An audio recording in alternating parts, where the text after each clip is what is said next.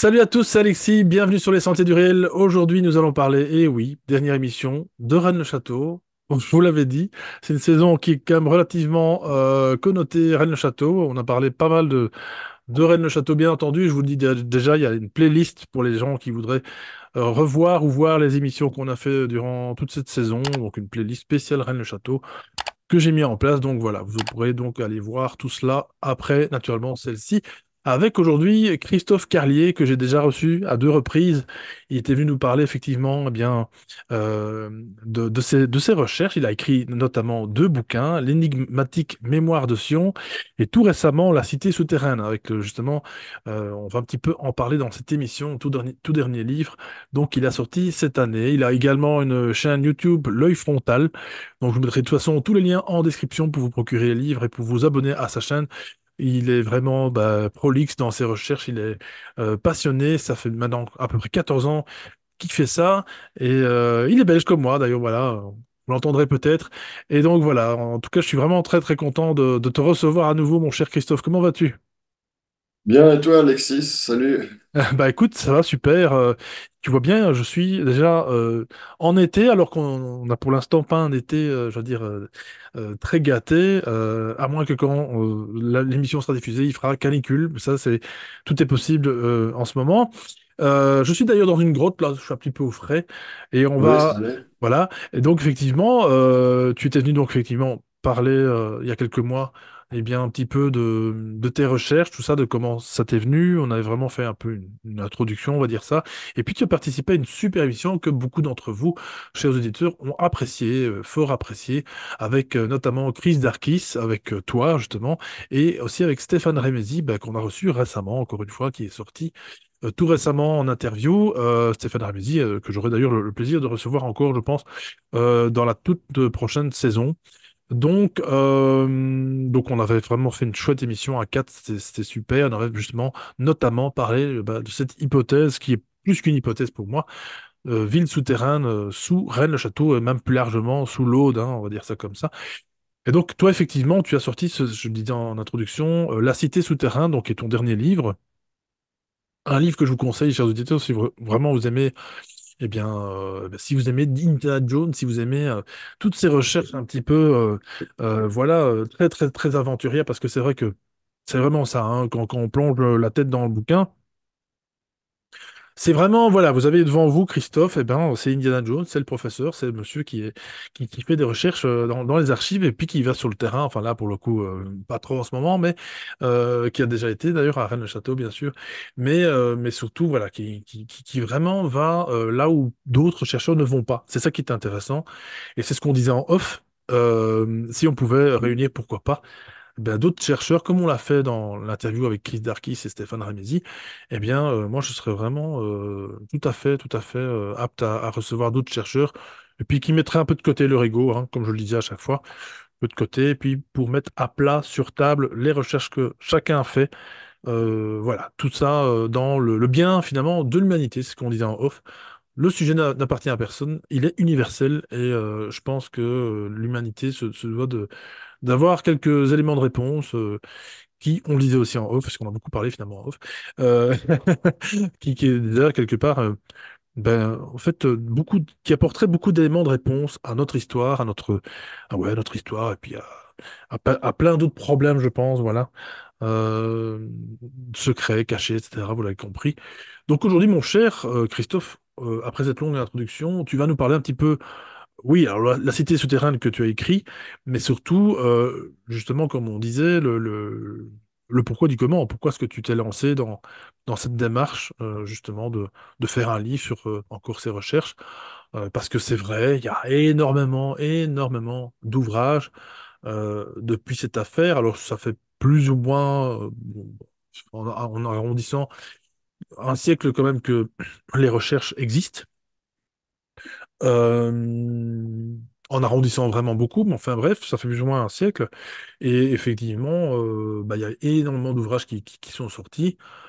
Mais là, voilà, c'est ce qu'on disait, de nouveaux chercheurs, certains, oui, de jeunes chercheurs qui se lancent encore, qui ont encore ce courage de se lancer dans ce lieu terrible, comme disait Béranger Saunière.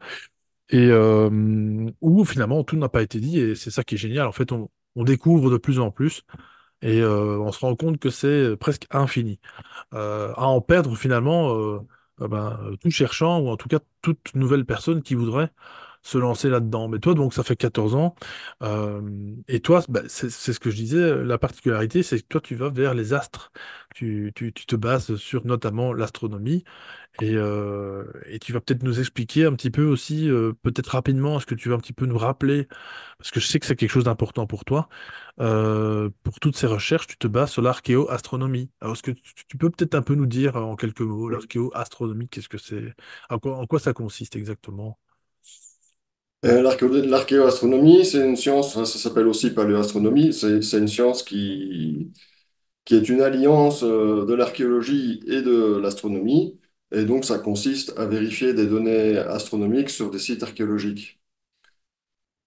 Alors, soit on observe des sites par rapport à l'époque de leur construction, par exemple, et on se rend compte qu'il peut y avoir des alignements avec les solstices ou avec des choses comme ça, ce qui est assez courant. Ou alors, un autre aspect de l'archéoastronomie, c'est d'avoir aussi des sources historiques ou littéraires qui relatent quelque chose qui a rapport avec l'astronomie et que l'astronome peut aller vérifier dans ces dates-là. Par exemple, un bon exemple, c'est la comète d'Halley avec la tapisserie de Bayeux. La tapisserie de Bayeux représente une comète. Mais, voilà, un astronome, il peut aller vérifier dans les années qui avoisinent la création de la tapisserie de Bayeux. Il peut aller vérifier ce qui se passe dans le ciel. Et en effet, on constate que la comète de Halley est passée par là, dans ces années-là. Donc ça, c'est l'archéoastronomie. Et pour que ça fonctionne, évidemment, il faut qu'il y ait une relation avec des sources qui permettent d'établir un rapport. Sinon, ça n'est jamais que des suppositions. Et voilà, dans le cas qui nous occupe ici en rapport avec l'énigme de Rennes-le-Château, on est dans l'archéoastronomie, étant donné que, il y a des textes qui nous expliquent le fonctionnement du calendrier égyptien. Et en fait, on retrouve ces paramètres à la lettre précisément si on observe le phénomène astronomique dont je parle, qui se passe le 17 janvier. Et donc, moi, j'ai observé depuis le menhir des Pontiles, mais bon, en fait, ça correspond aussi avec le méridien de Paris. Je veux dire que les paramètres sont les mêmes, ça ne change pas tellement sur le demi-kilomètre qui sépare les deux points d'observation. Donc, comme je l'ai déjà présenté dans des vidéos ou dans des interviews, le concept, en fait, c'est que on aurait le méridien de Paris qui serait une espèce d'hommage à quelque chose d'égyptien et de très ancien. Et en fait, si on se réfère aux paramètres astronomiques qu'on a retrouvés dans la littérature à propos du calendrier des anciens Égyptiens, eh ben, il se trouve que ces paramètres correspondent avec la localisation de Thèbes à l'époque du calendrier. Donc, et quand on vérifie ça avec le simulateur astronomique, il apparaît que donc ces paramètres décrits dans la littérature, ils correspondent donc vers moins 2640 là, à la date qui correspond aux Égyptiens, donc c'est valide. Et donc voilà, j'ai essayé aussi de faire des contre-exemples et de faire l'observation depuis d'autres points comme Thèbes en Égypte ou Thèbes en Grèce, pour voir s'il y avait une confusion entre plusieurs Thèbes. Et en fait, ces paramètres-là, oui, on peut les retrouver, mais ils correspondent pas avec les dates. C'est-à-dire que en Égypte, ces paramètres-là sont valides vers moins 6000, mais il n'y a pas encore de civilisation égyptienne d'un point de vue historique. Et à Thèbes, en Grèce, on est vers moins 3500, donc c'est encore trop tôt aussi. Par contre, là, dans la région du Razès, on a exactement, on a la coïncidence exacte. Et donc, ça nous donne un indice, une idée de cité, une idée, un concept de Thèbes, qui, bon, il y a eu beaucoup de villes qui se sont appelées Thèbes aussi. Il faut savoir aussi que Thèbes, c'est un nom grec, c'est pas un nom égyptien. Donc, il y a quand même aussi là toute une série de nuances qu'il faut avoir en conscience. Alors maintenant, par rapport au livre, quel rapport? Eh bien, c'est que Bon, j'avais déjà écrit l'énigmatique Mémoire de Sion, que j'ai publié en 2019. Et donc là, j'aborde d'une première manière, en fait, le thème de l'énigme est in Arcadia Ego, donc il y a quelque chose qu'on retrouve au centre de l'affaire de Rennes-le-Château, en disant, tiens, finalement, est-ce que ce ne serait pas une énigme plus ancienne, quelque chose qui se retrouve dans la littérature de la Renaissance, parce que, bon, enfin, je reviendrai là-dessus, mais il y a eu, enfin, j'en parlais d'un coup, que finalement, le courant de la littérature arcadienne, il se décompose en plusieurs phases, quoi. Je veux dire, on a d'abord une tradition qui s'installe pendant l'Antiquité, qui vient des Grecs, que les Romains ont repris. Et déjà à cette époque-là, on se rend compte aussi qu'il y a quelque chose, parce qu'il y a certains poèmes dans le thème de l'Arcadie qui sont écrits dans une rythmique poétique, un type de vers qui est tout à fait spécifique à cette littérature-là, qui s'appelle l'hexamètre dactylique. Et c'est intéressant parce que ça rejoint très fortement la notion de langage dactyle aussi que les prêtres, que les druides celtiques utilisaient. Et donc qui consistait à associer les phalanges des doigts à des lettres.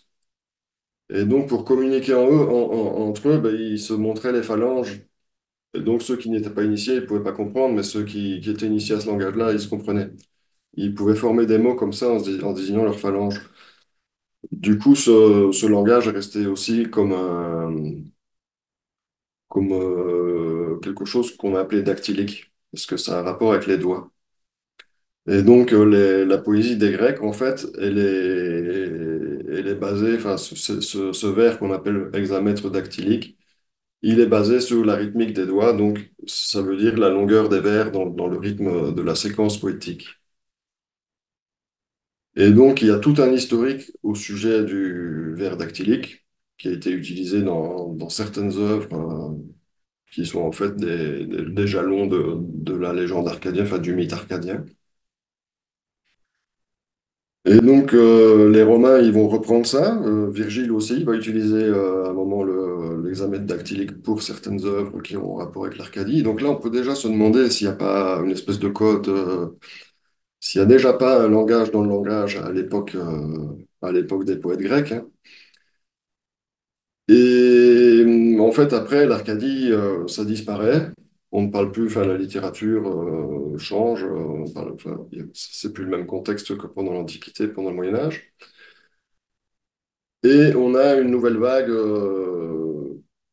une renaissance de l'Arcadie à la Renaissance. Donc là, ça redevient à la mode dans la littérature.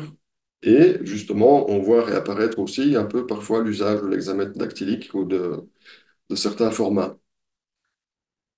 Et donc, dans l'énigmatique Mémoire de Sion, je fais une première approche de la littérature de l'Arcadie, en faisant le rapprochement aussi avec le mythe de Sion et de la montagne sacrée. Et donc, j'explore déjà un petit peu toute cette dimension ésotérique qui se retrouve très très présente à Rennes-le-Château. Et à travers certains ouvrages, parce que bon, il y a l'Arcadie tel qu'on peut l'étudier par les auteurs de l'Antiquité, et puis il y a la voix aussi des auteurs de la Renaissance, qui est tout à fait différente et plus proche de nous aussi. Et donc c'est très intéressant de voir comment l'Arcadie à la Renaissance devient un nouveau concept qui est revisité et dans lequel on n'arrête pas d'introduire des références au passé, des références à des épisodes littéraires de l'Antiquité. Et donc, ben voilà, j'ai commencé à me passionner pour cette espèce de jeu qu'il y a entre les auteurs, entre les œuvres, et j'ai commencé à analyser plus profondément. Et donc, dans l'énigmatique Mémoire de Sion, je parle dans certaines œuvres comme le Songe de Polyphile ou l'Arcadie de Saint-Nazaire, dans laquelle on retrouve le thème du voyage souterrain. Un voyage souterrain dans lequel on visite des temples, on visite des ruines. Et dans l'Arcadie de Saint-Nazaire, ce voyage, il commence à l'entrée d'un temple où on trouve la statue d'une divinité agraire rouge et cornue. Et donc, cet aspect-là m'a vraiment ramené à Rennes-le-Château, parce que voilà, on est dans le contexte d'une cavité avec une statue de démon rouge et cornu, avec un autel, avec des documents, avec toute une série de choses qui concernent le savoir des pasteurs d'autrefois, pas des bergers d'autrefois. Il y a eu beaucoup d'allusions comme ça. Et donc, je me suis dit, il y a peut-être bien un rapport là-dedans, non. On a une histoire qui se transmet de génération en génération, et finalement, elle arrive jusqu'à Rennes-le-Château, jusqu'à l'affaire de Rennes-le-Château. Alors, est-ce qu'il y a un rapport entre le mystère de Rennes-le-Château et la littérature ancienne? Eh ben, c'est ce que j'ai voulu explorer au cours de toutes mes recherches. Et donc, dans la cité souterraine, si j'avais déjà parlé un peu du contexte de l'énigme et du rapport avec la région de Rennes-le-Château et le rapport avec l'astronomie, dans la cité souterraine, je me suis surtout concentré sur la relation architecturale qu'il y a dans les récits, dans ces récits hermétiques, la dimension architecturale qui semble se répéter. Donc voilà, j'ai voulu faire une étude littéraire spécialement sur ce thème-là. D'où est-ce que tous ces auteurs sortent l'idée de faire un voyage souterrain? Et surtout, quand ils commencent à décrire des édifices, des palais, des temples, finalement, qu'est-ce qu'ils sont en train de décrire et d'où leur vient leur inspiration? Et ça a été ma question, de se dire, voilà, dans ces récits, je retrouve toute une série d'éléments qui ont rapport avec l'affaire de Rennes-le-Château. Donc, analysons-les, comparons-les, et essayons de comprendre, est-ce qu'ils répètent un modèle littéraire? Est-ce qu'ils inventent totalement quelque chose ou est-ce qu'ils partent d'une réalité et qu'ils en font quelque chose d'autre? Donc, c'est surtout l'approche, la démarche que j'ai voulu avoir envers ces textes, c'est d'analyser profondément les bâtiments qui décrivent et ceux qui s'y trouvent aussi. Donc, j'aborde l'étude de plusieurs livres. Il y a principalement Le songe de Polyphile qui me semble être au centre du mystère, je vais dire. C'est vraiment une bible d'hermétisme. Et donc, on a l'impression qu'il y a beaucoup d'auteurs qui finalement se sont inspirés de cette base-là. Alors après, je vais peut-être parler un peu de chaque livre d'une manière un peu plus détaillée. Mais je vais faire un peu le tour pour expliquer la démarche. Donc, il y a Le songe de Polyphile. Je le compare avec l'Arcadie de Saint-Nazaire, qui est très proche aussi. Il y a beaucoup de rapports entre le songe de Polyphile et l'Arcadie de Saint-Nazaire.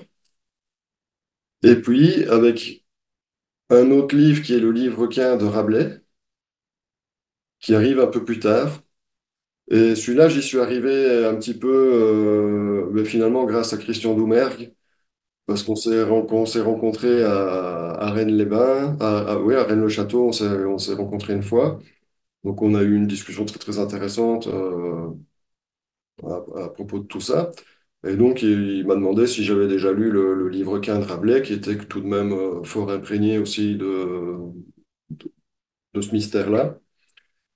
Et donc, voilà, ça a ouvert ma curiosité sur le sujet. Et quand j'ai lu le livre quint de Rabelais, ben voilà, comme j'avais déjà travaillé sur le songe de Polyphile et sur l'Arcadie, j'ai déjà un petit peu un bagage là-dessus. Et quand je l'ai lu, il y a plein de choses qui me sont apparues. J'ai dit, mais enfin, il raconte encore le même genre de trucs. On retrouve encore le même genre d'éléments. Donc là aussi, j'en parle dans mon livre. Et pour terminer, un dernier livre que je considère aussi très très important, qui est La Donne du Cavalier Marin. Et là, c'est super important parce que, bon, d'abord, il faut savoir que c'est un livre qui n'est pas du tout connu en France. Il n'a jamais été traduit en français. Et donc, en fait, c'est comme ça que je peux expliquer qu'il est toujours passé entre les mailles du filet de l'affaire de Rennes-le-Château. Il n'y a jamais personne qui s'y intéressait parce que quelque part, il existe en Italie, quoi. Alors maintenant, il y a une traduction qui est en cours. Il y a quelqu'un qui est en train de le traduire, mais il n'est pas encore entièrement traduit. Et donc, voilà, moi je m'y suis intéressé parce que le Cavalier marin est très très proche de Nicolas Poussin. C'est lui qui va changer la vie de Nicolas Poussin. Une fois que Nicolas Poussin rencontre le Cavalier marin, sa vie change. Ah oui, oui, oui, oui, Nicolas Poussin, c'est le Cavalier marin qui a amené Nicolas Poussin à Rome, qui l'a introduit là-bas, il lui a présenté les contacts qu'il fallait, le cardinal Barberini, le Cassiano del Pozo, qui est un spécialiste de l'Antiquité, des tombeaux romains, de ce genre de choses. Donc je pense pas qu'il y ait un hasard. Enfin, ce qui me semble être le lien entre Nicolas Poussin et Rome, c'est forcément le Cavalier marin. Et d'ailleurs, on peut voir aussi que les premières œuvres de Nicolas Poussin, qui sont dédiées principalement aux amours de Vénus, et on retrouve beaucoup les amants de Vénus à cette époque-là, et ça, ce sont des thèmes de la Donne. Et la Donne, de quoi il nous parle? Il nous parle encore une fois d'un voyage un peu souterrain dans des palais qu'il appelle les palais d'amour. Et donc, comme dans le songe de Polyphile, il y a un endroit où les dieux se rassemblent là. C'est toute une histoire un peu mystique aussi. Et donc, La Donne, ben, c'est un livre qui a été très très vite mis à l'index. Je crois qu'il a duré 3 4 ans et puis il a été mis à l'index. Soit 10 ans parce que les scènes étaient un peu osées ou des choses comme ça. Mais bon, on sait bien aussi qu'il y a une dimension qui est très hermétique derrière La Donne aussi.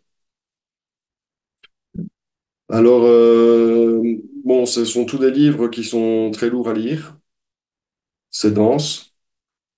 Ils sont tous écrits dans une langue un peu ancienne, c'est de l'ancien français, c'est pas du français moderne. Et donc, pour simplifier les choses, parce que finalement, ce que je présente, c'est une étude, c'est une thèse littéraire un peu de niveau universitaire, mais je l'ai vulgarisée. Je l'ai vulgarisé en traduisant le français, l'ancien français en français moderne, parce que chaque livre est écrit dans un style différent. L'ancien français. L'ancien français de Rabelais, c'est pas le même que celui du Songe de Polyphile. Donc, pour uniformiser, j'ai tout traduit en français moderne pour pas filer de mal de tête au lecteur. Et la donne aussi, en fait, voilà, j'ai travaillé avec des traducteurs, des logiciels de traduction et tout ça pour d'abord repérer les passages qui me semblaient clés dans le livre. Et à partir de là, j'ai affiné la traduction sur les passages que j'ai présentés dans le livre. Et bon, voilà, en cas de doute, il y a toujours moyen de retrouver les références originales, étant donné que je les cite. Et donc, voilà, c'est pour celui qui veut aborder ces ouvrages sans les avoir jamais lus, eh ben, je pense que c'est une bonne opportunité de passer derrière mon travail parce que voilà, j'ai déjà bien déboussé le chemin, quoi. C'est des livres enfin, voilà, c'est vaste et en langue ancienne, donc avoir une version traduite et un peu, il y a déjà travaillé, c'est pas bon. Alors en plus, c'est un travail très long, euh, parce que les traducteurs, je suppose qu'ils ne traduisent pas toujours tout, donc tu as dû sans doute parfois un peu toi-même, disons, arrondir les angles aussi au niveau de la traduction, de adapter, on va dire, ce que toi tu pouvais comprendre. Et puis surtout, Oui, la finalité dans tout ça, c'est que ça t'a quand même aidé à conforter justement déjà des thèses déjà bien installées, des recherches que tu avais déjà faites auparavant, quoi. oui, oui, ça a permis de confirmer beaucoup de choses.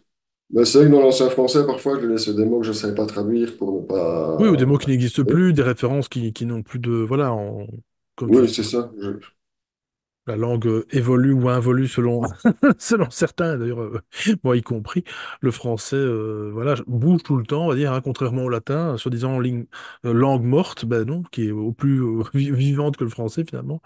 Et bref, tout ça pour dire que, voilà, c'est très complexe. On voit déjà le langage SMS aujourd'hui. C'est Enfin bref, petit aparté à ce niveau-là, mais ça t'a vraiment donc oui aidé et comme tu dis en introduction, c'est vraiment voilà l'archéoastronomie, bah, oui, elle est valable que si on découvre finalement des traces archéologiques, littéraires, pourquoi pas pictographiques, je sais pas si ça se dit, enfin en tout cas des culturel. illustrations, des peintures, enfin tout ce qui finalement tout ce qui se rapporte à l'art quelque part, hein, des sculptures, des gravures, mais voilà donc c'est vraiment tout un travail, voilà et alors généralement toi comme petite parenthèse aussi, ta méthode à toi c'est comment?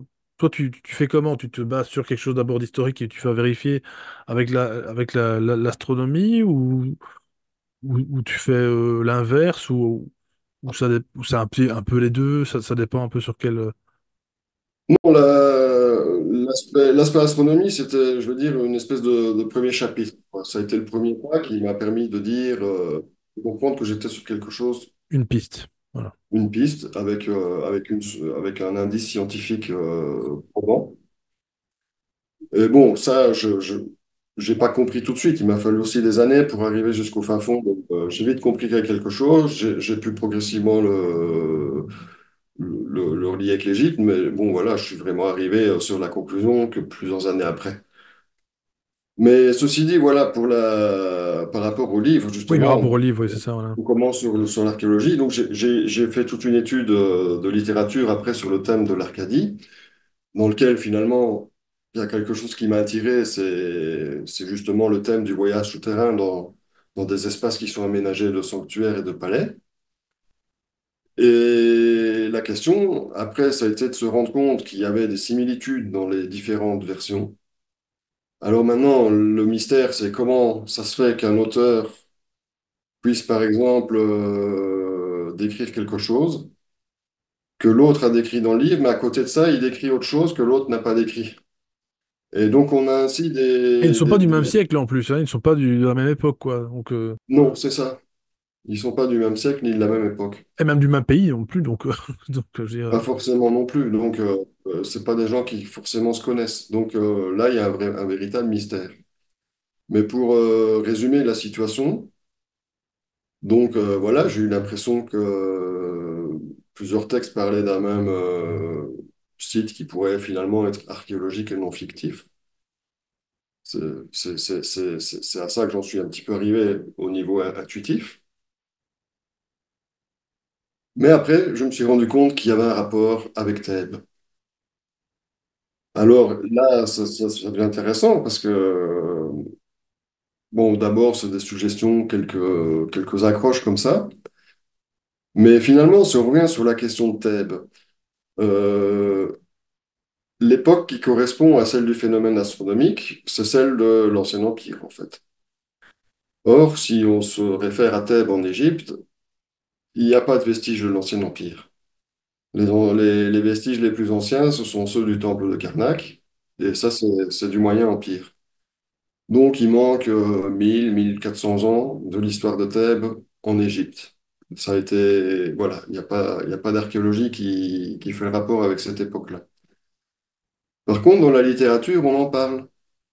Il y a Diodore de Sicile, dans sa description de l'Égypte, à un moment donné, il parle de Thèbes, et il parle de Thèbes de l'époque des anciens rois, et donc il parle de l'Ancien Empire. Et là, il nous fait une description un petit peu de la structure de la cité, mais aussi de certaines choses qu'il y a dedans. Donc, notamment, il décrit des temples et des choses comme ça. Bon, je peux peut-être revenir un peu plus là-dessus après avoir parlé des livres. Mais il décrit aussi des éléments comme des colosses ou certains éléments comme ça décoratifs. Et ces éléments-là, on les retrouve dans les récits hermétiques de la Renaissance. Donc, la cité fictive qu'ils ont construite dans la littérature, dont on se demande finalement s'ils n'ont pas été chercher aussi des informations qui sont des témoignages pour avoir autant de précision, eh bien, on retrouve des éléments qui sont raccordés à Thèbes par Diodore de Sicile. Et donc là, ça devient vraiment intéressant.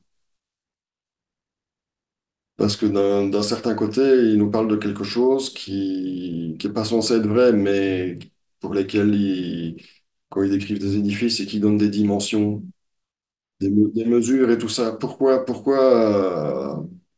rentrer dans ce genre de détails si vraiment on est dans un récit de fiction? Et donc là, ça devient vraiment la question. C'est est-ce que finalement ces récits de fiction ne seraient pas tout simplement des récits architecturaux déguisés, en fait, Oui, des témoignages carrément, quoi. des témoignages Ah déguisés? oui, oui, tout à fait. Des rapports, limite. Mhm. Oui, c'est un peu ça des rapports. Et non, non, Mais en plus, bon, Jules Verne, voilà, comme tu le sais, a aussi un petit peu finalement, un peu évoqué quand même, on le sait dans un de ses livres, je sais plus lequel, par cœur, donc une cité finalement souterraine. Mais donc, il y a quand même une volonté, à travers la littérature, et en tout cas en général à travers l'art, ou en tout cas pour certaines personnes qui savent en tout cas lire et qui ont quand même un certain niveau d'érudition, je sais pas si ça se dit, en tout cas voilà, un certain niveau, on va dire, de compréhension, de maintenir en fait en souvenir en fait ces connaissances. Parce que on le sait très bien, l'art, les Templiers l'ont fait avec notamment l'architecture, les sculptures aussi notamment. Ils ont mis beaucoup d'indices, par exemple, par rapport à à leur, à leur groupuscule, en fait, à des connaissances alchimiques, etc. Et là, il n'y a pas de raison qu'en fait, une information pareille, puisqu'on le sait très très bien, tout peut disparaître du jour au lendemain, toute forme de bibliothèque, quelle qu'elle soit, aussi fermée soit-elle, je veux dire, être amenée à disparaître du jour au lendemain. Euh, enfin, finalement, toute trace quelque part de ce secret, qui pourtant, généralement, sont des secrets qui sont oraux, qui ne sont jamais écrits. Mais quoi de mieux que de diffuser quand même une information aussi par écrit et sous couvert, comme tu viens de dire, hein, de romans, de livres, destinés plus ou moins à tout le monde, entre guillemets.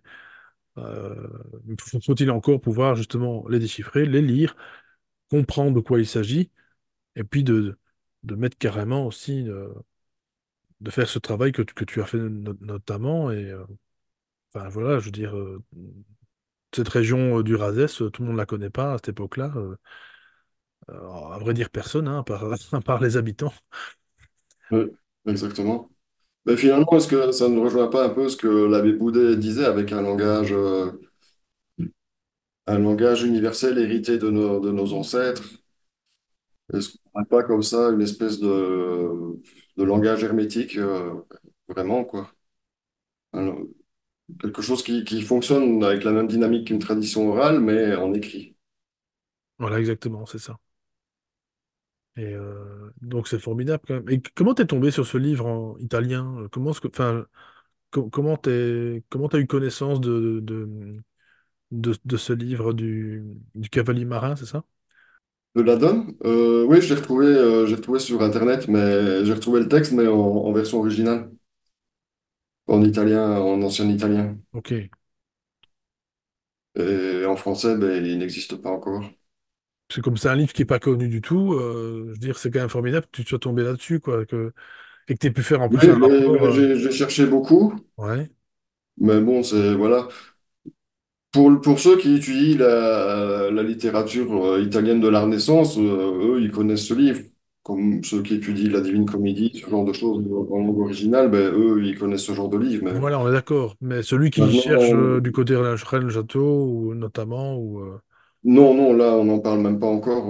Je crois que je suis le premier à en parler de ce livre, enfin, à faire le rapport avec l'affaire de Rennes-le-Château. c'est un bouquin qui date de quand, ça? Parce que le songe de Polyphile, c'est quoi, 14e, 15e siècle, je crois, à peu près, c'est quand même vieux, Le hein. Songe de Polyphile, il a été publié en 1499. Voilà, c'est ça, donc 15e siècle. Et Et ici, la la donne. donne du cavalier marin en 1623. Ah ouais, d'accord. Ouais, il n'y a pas tant de différence que ça, finalement. Enfin, il y a quand même une bonne centaine d'années. 100, Mais, ouais, ouais, ouais, 125 ans. oui, oui. Et d'ailleurs, c'est intéressant aussi, c'est qu'on trouve, il y a vraiment une évolution aussi dans la qualité de la description architecturale des récits. Ah, C'est-à-dire que le songe de Polyphile, les descriptions qu'on a, elles sont déjà bien en place, mais elles sont un peu brutes. oui. Et plus on avance dans le temps, et plus on a des détails qui sortent, ou des choses un peu plus affinées. C'est comme si entre chaque bouquin, ils avaient fait d'autres recherches et puis il y a eu d'autres détails. Mais on a un petit peu l'impression que ça s'explore pendant ce temps-là, ouais. C'est bizarre, c'est quand même bizarre. Je disais, ce qui est étrange aussi, c'est les rapports de mesure aussi. Parce que, voilà, il y a certains éléments pour lesquels on donne des mesures. Et si on commence à étudier ça, on se rend compte qu'ils donnent les mêmes mesures, mais dans des unités de mesure différentes. Et qui correspondent malgré la différence des unités de... Oui, c'est assez proche, c'est assez proche. Par exemple, dans le songe de Polyphile, il décrit un tumulus sous lequel il y aurait de la chambre souterraine qui est grande. Il parle d'un 1000 romains. Et dans la donne, il parle, non, il parle pas du 1000 romains, il parle en pied. Il parle en pied, mais ça fait presque un 1000 romains. Et dans la donne, il parle d'un 1000 romains. Et donc, c'est très, très proche. Il Donc, y a pas beaucoup de différence entre les deux. ouais, donc il y a quand même quelque chose de concret qui a été mesuré. Enfin là, pour le coup, voilà, il y a quand même quelque chose qui a été mesuré, ou alors ils se sont passés le mot, ils ont les mêmes infos, et puis voilà, mais ça fait un peu beaucoup de coïncidences. Mais ouais, c'est. Oui, ça a été. Et encore plus intriguant aussi, c'est que ben, dans le songe de Polyphile, il y a un moment donné, il décrit une partie qui est plus basse dans la cavité, qui est une espèce de seconde cavité, une seconde cavité dans la cavité. Et donc, tu arrives dans cette cavité par une rivière. Et donc, ça arrive vers une cavité où, dans le fond, c'est inondé, quoi. Il y a comme un lac qui fait des îles. Et là, dans le songe de Polyphile, il donne des mesures très détaillées là-dessus. Sur la taille de la cavité, la superficie que les édifices occupent. Il décrit un peu les segments, de tel segment à tel segment. Et donc, oui, c'est un petit peu casse-tête à analyser, de faire les recoupements, calculer les mesures et tout ça.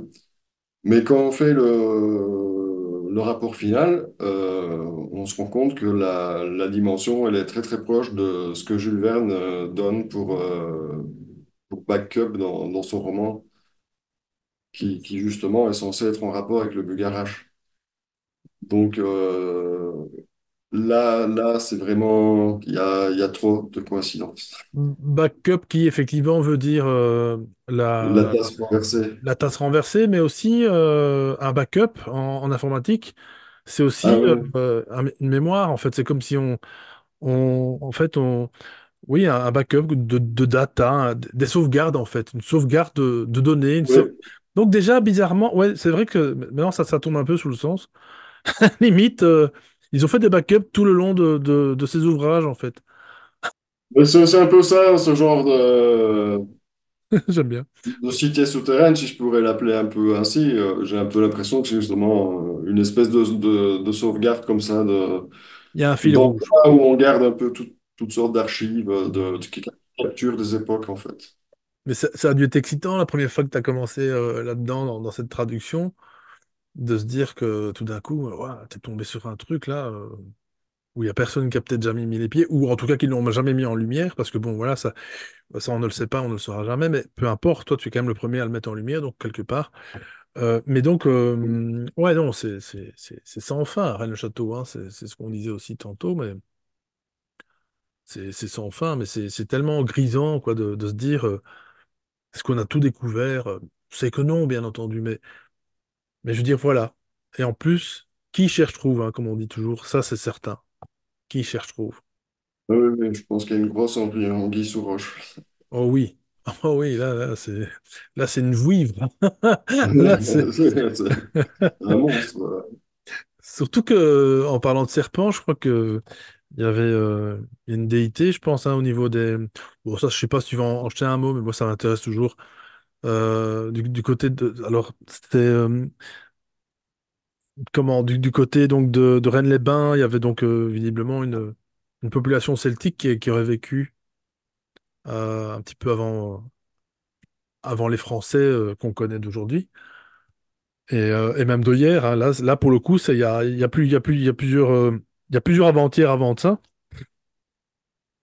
Et donc, je pense que je me demande s'il n'y avait pas aussi est-ce qu'il n'y a pas un dieu aussi reptilien, serpentaire, je sais plus. Ben justement, je pense que tu te réfères à Ereda. Oui, voilà, c'est ça qui est intéressant. Oui, qui aurait pu donner son nom à Redé et au Redesium. C'est pas rien, Oui, ça. je trouve que ça, c'est pas banal comme info de se Ah, dire pas que, du tout.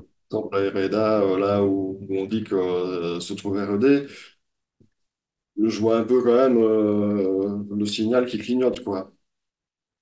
Si, si. Finalement, les Égyptiens aussi, hein, ils ont aussi tout un trip avec Typhon, qui est aussi une divinité serpent, oui, qui a un rapport sur le monde aussi. Et donc, finalement, est-ce qu'il n'y aurait pas des filiations entre tout ça? Comme dans Conan le barbare. Exact.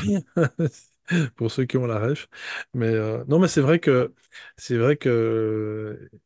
le simple fait de savoir qu'il y a déjà une population quand même qui, je pense, déjà avancée aussi sur leur temps. Ça, je sais pas si tu veux en jeter un mot tout à l'heure. Je crois que tu voulais aussi un peu évoquer ça. Un peu cette technologie un petit peu voilà d'avant-garde, enfin dite moderne. En fait, c'est nous qui sommes en arrière. Hein, voilà, messieurs dames. Bonne soirée, bonne nuit.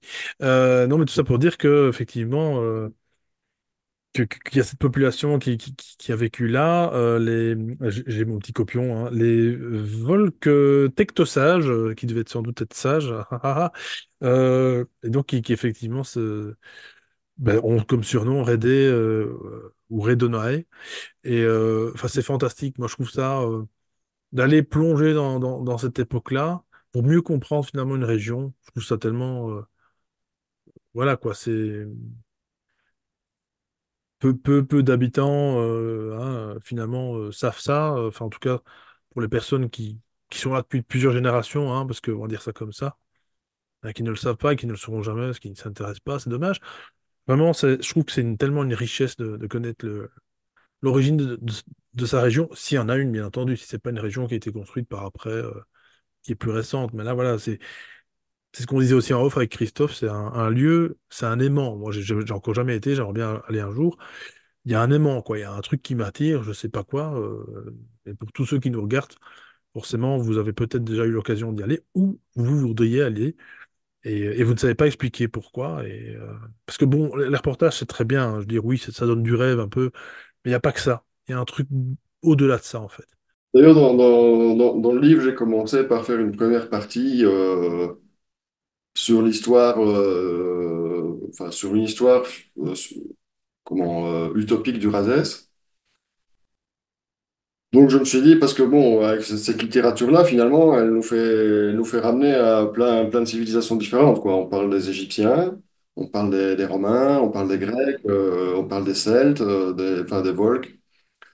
Et donc voilà, je me suis dit, tiens, pourquoi pas, parce que si le fin fond du mystère, c'est ça, qu'on a une espèce de cité souterraine là qui est universelle, qui a été fréquentée par chaque civilisation qui est passée par là. Et qui serait la vraie Redae, puisque le Redae, qui n'est pas Rennes-le-Château, hein, comme on pourrait le croire, on ne sait pas où elle est, on ne sait pas où, enfin actuellement, on ne sait pas où elle se Oui, situe. exactement. Donc peut-être, excuse-moi, oui. On sait que c'est une ville aussi qui change de nom. Je veux dire, elle s'est peut-être appelée Thèbes, elle s'est peut-être appelée Sion, elle s'est peut-être appelée Pyrène, elle s'est peut-être appelée Redé. Je Shambhala, veux dire, qui sait? comment? Shambhala, qui sait, je dis peut-être. Si, peut-être. Là, c'est un peu tout. C'est un générique comme ça. Oui, oui, voilà, c'est ça.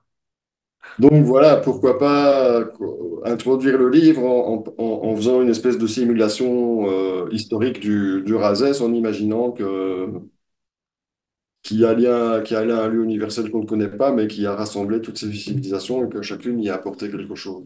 Donc j'ai commencé le livre un peu sur cette voie-là, en spécifiant toutefois que ce n'est pas une réalité historique, mais que c'est une simulation, que c'est une utopie pour dire de projeter si ça peut tenir la route ou pas. En tout cas, ça pourrait expliquer pas mal de choses au niveau des migrations trésoraires, au niveau des migrations aussi, pourquoi les Visigoths débarquent là tout à coup, où est-ce qu'ils viennent s'installer là. Je pense que ça expliquerait pas mal de choses. En tout cas, quand on lit ton livre, enfin, moi je trouve que c'est autre chose. C'est tout sauf farfelu. Je veux dire, quand on lit ton livre, tu amènes quand même des éléments. Bah, on l'avait déjà dit dans l'interview passée, quand même, il y a toujours quand même de l'historique, il y a quand même l'astronomique, si on a compris, mais il y a quand même toujours des références telles. euh, enfin, là, je veux dire, enfin, le côté un peu imaginaire, tu m'excuseras, mais il est très fin, quoi, par rapport Oui, à. oui, je cite toujours les sources, Ouais, je mais parle. voilà, donc, tu fais tellement de recoupements, je veux dire, que là, l'imaginaire, pour le coup, enfin, il est en filigrane, il est un petit peu, voilà, il est pas. Mais c'est magnifique, hein, c'est pas une critique, bien sûr, c'est magnifique, parce que justement, moi, quand je lis ça, pour moi, ça résonne comme étant historique, justement. Mhm. Bon, ouais, ouais, ouais. Ah oui, non, il y a quelque chose, comme tu dis, il y a une grosse vouivre, là, il y a un, il y a un truc, et, enfin, c'est formidable, quoi. Je veux dire, c'est ce qu'on disait aussi en off avec Christophe, ça fait que 14 ans que tu fais ça, à peu près, hein, à une période de ta vie bien, bien précise, et, comment dire, 14 ans, ça peut paraître rien du tout sur une vie, et en même temps, c'est quand même beaucoup, Mais quand même. c'est quand même pas mal. Et, mais donc, je veux dire, tu as débarqué il y a 14 ans, alors que cette affaire, comme je le disais, elle a à peu près un siècle en arrondissant. Euh, et je veux dire, voilà, c'est bien la preuve qu'il faut continuer à chercher, en fait. Que là, vous, derrière votre clavier, si vous avez envie de vous y mettre, ben, faites comme Christophe, hein, ma foi, et même pour vous, hein, faites juste des écrits pour vous, même si vous les publiez pas, c'est pas important de publier quoi que ce soit. S'il y a un partage, tant mieux, mais si ça vous prend de l'écrire, faites-le. C'est vraiment super chouette, quoi. Voilà, je m'adressais aux auditeurs, mais c'est vrai que mais, parce que justement, et c'est ce qu'on disait aussi, c'est vrai que bon, j'espère un jour qu'on pourra réunir d'autres chercheurs vieux, jeune, peu importe, hein, ça, femmes, hommes. Quelqu'un faisait remarquer effectivement, les femmes, malheureusement, sont trop rares, à part Chris Darkis, et il y en a sans doute quelques autres, mais qui ne sont pas connus ou qui ne se mettent pas en avant. C'est un milieu assez spécial, le monde des chercheurs, un peu parfois macho, effectivement, mais où les gens veulent s'imposer par leurs idées, mais justement, encore une fois, voilà, c'est pas le but. Le but, c'est d'étaler, bah, comme a fait Stéphane récemment, puis de donner, ou de prêter en tout cas une recherche. Et encore une fois, Oui, oui, c'est ça. Moi, je voudrais surtout pas passer pour un gourou, quoi. Moi, tout ce non, que je fais, c'est, voilà, non, non, Non, mais bon, c'est vrai que je le dis à Google, Christophe Carlier n'est pas un gourou, voilà, je le dis. ce On que se je fais comprend, on se comprend. soulève quand même des grosses questions, mais j'analyse ce que d'autres nous ont laissé plutôt. Oui, mais c'est ça, je veux dire, il y a toujours une base de recherche, on s'est inspiré d'eux, hein, c'est comme dans tout, et on s'est inspiré sur telle ou telle personne.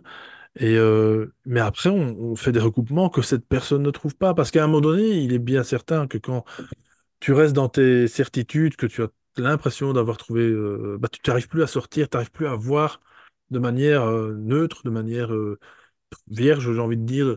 Ouais, quelqu'un qui débarque, il va peut-être dire, bah, tiens, vous aviez vu ça? Il n'y a personne qui l'a vu, en fait, parce que cette personne arrive avec un nouveau regard, c'est le cas de le dire. Et puis, donc franchement, ouais, c'est génial, quoi. De faire de temps en temps une petite pause, hein, ça c'est voilà, comme on le fait en musique ou n'importe, quand on crée quelque chose, en tout cas, il faut parfois faire une petite pause, du recul Ouais, exactement. pour revenir à tout ça. Et enfin, en tout cas, chapeau à toi parce que bon, voilà, c'est. Et en plus de ça, tu n'es vraiment pas dans la région, donc t'as pas vraiment l'occasion d'y aller souvent. Et donc, comme quoi, on peut le faire à distance. On peut le faire à distance. C'est vrai qu'avec Internet, il y a tellement d'informations. Oui, je pense que ça a aussi changé beaucoup la dynamique des recherches. C'est ce qu'on disait aussi, oui, voilà, en off, comparé Oui, à oui, où il fallait se baser sur des bouquins avant et ou éventuellement le terrain, bien entendu, ou des racontages, finalement du bouche à oreille quelque part, hein. oui, aussi même au niveau de tout ce qui est cartographie et Voilà, voilà, tout ça a notamment. fortement changé, quoi. Oui, c'est ça, c'était beaucoup moins accessible à ce moment-là. Donc je crois qu'on est arrivé dans une bonne période, toi et moi, Christophe. Une période en tout cas où on peut enfin se pencher sur des documents qui nous paraissaient inaccessibles auparavant. C'est vraiment une source, une ressource importante. Et donc oui, je disais aussi, oui, par rapport à Rennes-les-Bains, est-ce que tu veux peut-être jeter un mot avant peut-être de passer au un peu justement ce côté un peu technologique. Je voulais aussi souligner que ben, Rennes-les-Bains, moi c'est ça que j'ai appris dans ton livre notamment. Bon, il n'y a pas que ça, hein, mais Rennes-les-Bains, ça m'a beaucoup marqué parce que donc il y a l'affaire de Béranger Saunière qu'on va pas résumer, que tout le monde commence à connaître en tout cas sur la chaîne. Si, si vous avez débarqué sur la chaîne pour Rennes-le-Château et que vous ne connaissiez pas l'affaire, voilà, je crois que vous êtes maintenant un petit peu au courant avec la playlist, hein. Encore une fois, je vous la remets de toute façon dans les liens. Et ben, Béranger Saunière, c'est pas le premier à avoir fait des fouilles, ni Henri Boudet, etc. Il y avait bien entendu Monseigneur Bigoud un siècle auparavant, à peu près à la Révolution française, hein, et où il a aussi eu voilà, des documents, il a fait quelques cachotteries, modifié d'ailleurs même, je crois, le presbytère où il était, enfin bon, bref, il a fait des modifications un peu comme Béranger Saunière, un peu du copier-coller quelque part, hein. Mais avant ça, dans ton bouquin, j'apprends que bien avant ça, peut-être 2 siècles avant, Bigoud, Monseigneur Bigoud, il y avait déjà d'autres curés, ou en tout cas d'autres hommes d'église, qui faisaient déjà des recherches sur place sur des découvertes. Est-ce que tu veux peut-être jeter rapidement un mot sur cet épisode ou... Oui, oui, si, bien sûr. On parle d'Antoine Delmas, oui, c'est un peu, à peu près un siècle avant Bigoud, on va dire. Il a publié un livre en 1706, si je ne me trompe pas, oui, Ah bah ouais, 1706. d'accord, ok, ok. Et donc, c'est un curé qui est arrivé à Rennes-les-Bains. Je crois qu'il a eu un peu eu des activités à Rennes-le-Château aussi, parce qu'on retrouve son nom un peu dans le registre paroissial, il me semble, c'est possible. Mais voilà,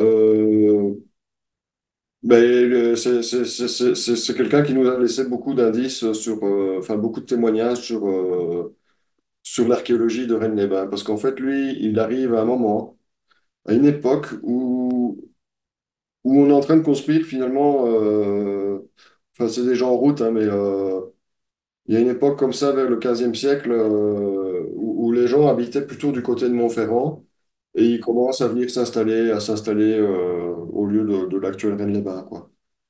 Donc, au fur et à mesure qu'ils commencent à construire des maisons, ben, on retrouve des choses, quoi. Et donc là, on a retrouvé vraiment beaucoup de choses, parce que, en fait, voilà, il se trouve que le lieu actuel de Rennes-les-Bains, c'était aussi le lieu d'une station romaine, d'une station balnéaire romaine. Et donc, on a retrouvé des parties de maisons, mais plus spécifiquement, au lieu des bains, on a retrouvé des bains romains.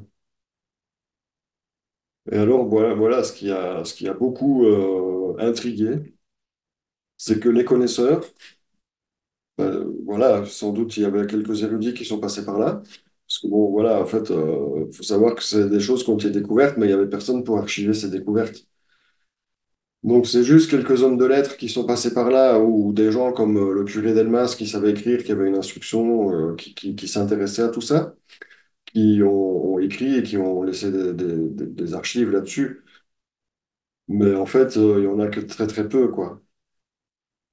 Et donc voilà, il se trouve que les bains qu'on avait découverts à Rennes-les-Bains sont fort fort semblables à ceux de Rome. Et donc ça, c'est très intriguant, parce qu'on a les mêmes bains qu'à la capitale, égales en dimension, en prestige, en structure. Et donc, bon, mais en dehors des bains, on remarque aussi que, bon, on a retrouvé un autre bassin en marbre, des restes de maisons et tout ça, mais on a retrouvé pas mal de mosaïques aussi et des marbres qu'on ne trouve pas dans la région, donc qui ont été importés. Donc ça fait quand même remonter le prestige de la cité. Je veux dire, un endroit décoré qui ressemble à Rome avec des marbres importés. C'est pas rien, quoi. Et on parle aussi d'un truc un peu plus bizarre qui est un amoncellement de coquilles d'huîtres aussi à proximité des Belles d'Arène. Et donc, ils suspectaient que ce sont des choses qui avaient été utilisées pour aménager des grottes. Donc, pour l'utiliser en mosaïque dans les grottes. Donc là, on a quand même pas mal d'indices historiques qui nous font penser que la cité qui se trouvait là était plus importante que ce qu'on veut bien le croire aujourd'hui. Et donc, autre chose aussi, c'est que bon, on a pu aussi établir l'époque à laquelle a été détruite la cité. Donc, c'est au cours des premières hordes des Visigoths qui sont passés par là. Il y a eu un incendie parce qu'il y avait de la cendre au-dessus des choses. Et donc voilà, c'est encore un chapitre nébuleux, mais qui pourrait expliquer aussi la présence de temples, hein, parce que qui dit cité romaine dit forcément temple romain. Et justement, est-ce que ces temples n'étaient pas déjà là bien avant Rome et les Romains? Parce que justement, ce qui est super intéressant avec cette cité d'Aguae Calidae, c'est que donc on sait qu'elle existe puisqu'il y a des vestiges qui ont été retrouvés, il y a quelques descriptions, très peu mais efficaces, je veux dire. Parce que justement, cette histoire de bains semblables à ceux de Rome, c'est vraiment un gros morceau. Parce que voilà, dans le texte du panégyrique de Constantin, on parle d'une cité dans laquelle Apollon s'est rendu, Constantin s'est rendu. C'est en fait le lieu où il a eu sa première vision. Il y a la fameuse vision du pour Milvius, par ce signe tu le vaincras. Mais quelques années plus tôt, Constantin avait déjà eu une vision dans un temple en Gaule. Et dans cette vision-là, il aurait vu un Dieu vivant dans le temple qui lui aurait fait le présage sur 30 années qu'il allait, enfin, sur sa vie, quoi. Enfin, voilà. Et donc, il y a un texte qui relate cet épisode-là. Et il parle donc du temple en question, comme le plus beau temple du monde. Et donc, il parle d'un temple, d'une cité qui est attenante à ce temple. Et il parle de bains. Il parle d'une source d'eau chaude, de sources thermales qui sont potables, des chaudes et des froides. Il parle d'un temple d'Apollon, enfin, en tout cas, et d'une cité qui jadis se vantait d'être la sœur de Rome. Donc là, on retrouve encore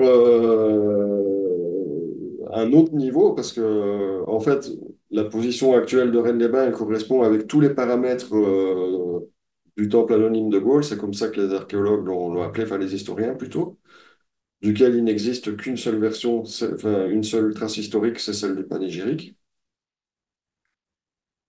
Et voilà, il est question d'une cité proche de la frontière d'une frontière de Gaule. Donc ici, on est entre la Gaule et l'Ibérie, proche d'une voie romaine, avec des bains thermaux, du coup, vu qu'on en parle dans le texte, qui sont potables. Et tout. Enfin, là, il y a beaucoup, beaucoup de détails qui nous ramènent à penser que finalement, la cité dont on parle dans le panégyrique de Constantin, à mon avis, c'est l'ancienne Reine-les-Bains, qui d'ailleurs à l'époque était cartographe. Enfin, elle est reprise dans les itinéraires de cartographie au Agua Calidae, on la retrouve.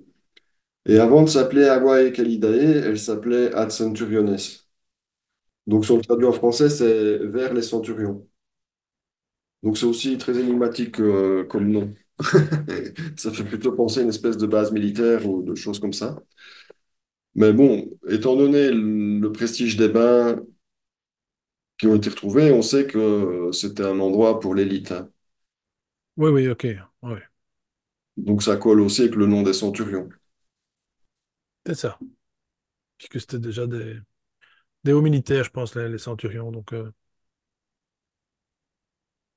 Bon, ce qui est intéressant aussi, c'est que il bah, y a des le texte médailles du aussi. Il y panégyrique. a quelques médailles qui ont été retrouvées. Donc, pas des pièces Oui, d'or. aussi, Delmas, il réfère Voilà. aussi le fait qu'on retrouve des pièces et des monnaies Qui pourraient un peu correspondre partout.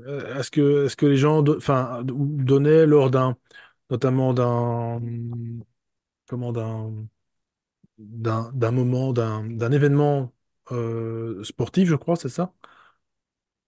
Mais on ne sait pas, justement, on dit oui, ça pourrait être soit pour des triomphes, des Oui, cérémonies. voilà, comme des dons ou comme des. En tout cas, c'est pas des pièces d'or, enfin pas parce que de ce qu'on peut en déduire, parce que il y a un certain poinçon, enfin une certaine inscription. Et ce sont plutôt des médailles. C'est plutôt des médailles Ouais, voilà. marquées au nom de certaines familles, des choses comme ça. D'ailleurs, on retrouve une famille, on retrouve une médaille des Julia sur place, la famille de César qui était là. Euh, mais ceci dit, le coût des monnaies, en fait, je pense que c'est peut-être pas seulement spécifique à Rennes-les-Bains, parce qu'il y a un autre petit village là, je pense que c'est Saint-Julia.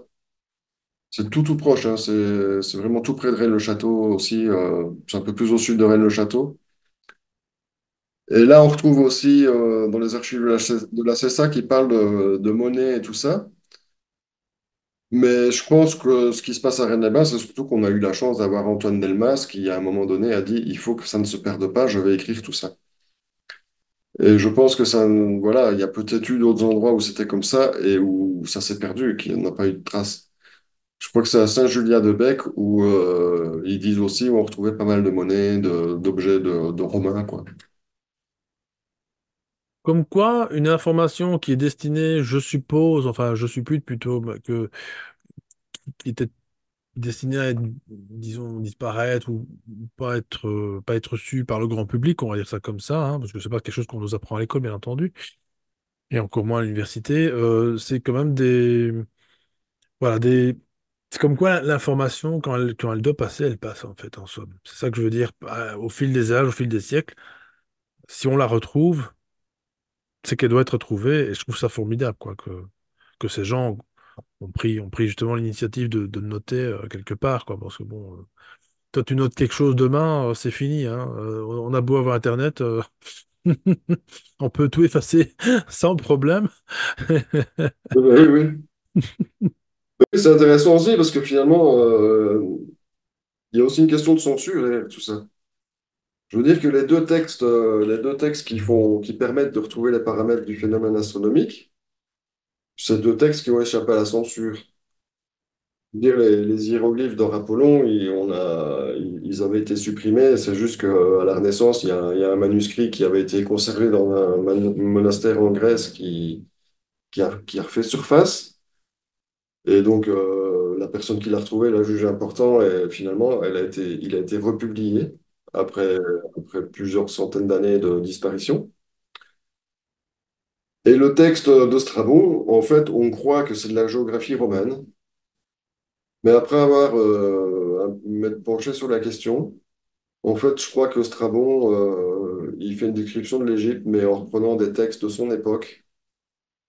Et ces textes-là, en fait, ils ont été brûlés, ils ont disparu. Mais ceux qu'en dit Strabon, c'est passé entre les mailles du filet parce que c'est Strabon qui interprétait tout ça. Et donc, je pense que voilà, lui, il s'est basé sur des sources qui ont disparu aujourd'hui. Et voilà, je pense qu'en fait, on est en train de spéculer sur des documents qui ne devaient pas être à notre connaissance, tout simplement. Et il en va de même pour le panégyrique de Constantin, parce que le temple anonyme de Gaulle, on n'en trouve qu'une seule trace littéraire, et c'est celle-là. Et on nous parle du plus beau temple du monde. Comment est-ce qu'un plus beau temple du monde va passer inaperçu de cette manière-là? Et moi, je pense qu'il a été tout simplement effacé de toute littérature, sauf le texte du panégyrique. Pourquoi? Parce que justement, Constantin, c'est celui qui va finalement inventer l'Église catholique telle qu'on la connaît aujourd'hui, qui va lancer la version connue d'aujourd'hui. Et donc finalement, dans cette perspective-là, le temple anonyme de Gaulle, il donne à Constantin un statut un petit peu spécial parce qu'il a rencontré un dieu. Même s'il est païen, au moins il a eu un contact avec l'au-delà dans un temple quelque part. Et donc, on a préféré garder ça parce que ça anoblit Constantin, ça lui donne un privilège. C'est quelqu'un qui a été privilégié parce que il y a un Dieu vivant qui lui est apparu et aux autres pas. Et donc, ça lui donne un certain pouvoir. Et ça, on n'a pas voulu l'enlever du mythe de Constantin. Et je pense que c'est grâce à ça qu'aujourd'hui, on peut savoir il y avait ce temple et qu'il y avait une cité qui se vantait jadis d'être la sœur de Rome. Et que ça nous permet de faire le rapport avec Rennes-les-Bains, parce que bah, d'abord, on retrouve la cité qui a tous les paramètres techniques, je vais dire, mais encore, à Rennes-les-Bains et à Rennes-le-Château, on retrouve des hommages à Constantin avec les fameuses stèles in hoc signo vinces. Il y en a une à Rennes-le-Château sur la façade, mais il y en a une aussi à Rennes-les-Bains dans l'entrée de l'église. Et donc là, c'est vraiment comme si on avait un hommage pour dire, souvenez-vous que Constantin est venu ici, quoi.